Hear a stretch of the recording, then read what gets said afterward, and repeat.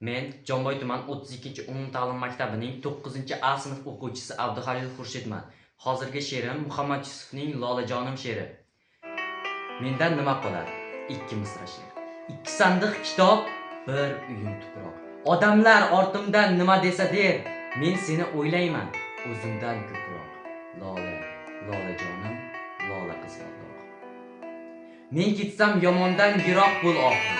Chunki sen chiroyli, ko'rkli bir juvon, yomon kunlar bir kun yaxshi bo'lar-u, yomon odam yaxshi bo'lmas hech qachon. Yasha, chegarada turgandek ogoh, lola, lolajonim, lola qizg'aldoq. Uyda yotibman-u, sezib turibman. Ko'kda kelayotir qushlar qaytishib, xayrlar yog'dirib qanotlaridan xasta shoiriga vido aytishib. Bor, mening uchun ham ularga qo'lqoq, lola, lolajonim, lola qizg'aldoq.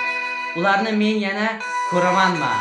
Ayvondan odamdek kuzata olmadim, kuz to'ylar boshlandi. Yuragim pora, bitta qizimni ham uzata olmadim. Demak, taqdir ekan, to'y ko'rmay o'lmoq, lola, lolajonim, lola qizg'aldoq. Biroq ko'nglim sezar, mendan keyin ham bir kun bu hovliga odam to'ladi. Hali to'ylar qilib charchaysan erkam, mening qizlarim eng baxtli bo'ladi. Kelinlar ko'ylagi ruhimday oppoq, lola, lolajonim, lola qizg'aldoq. Gulim yaqinroq kel. Qara ne savdo, bu ajib ishlarni dil lavhiga yoz.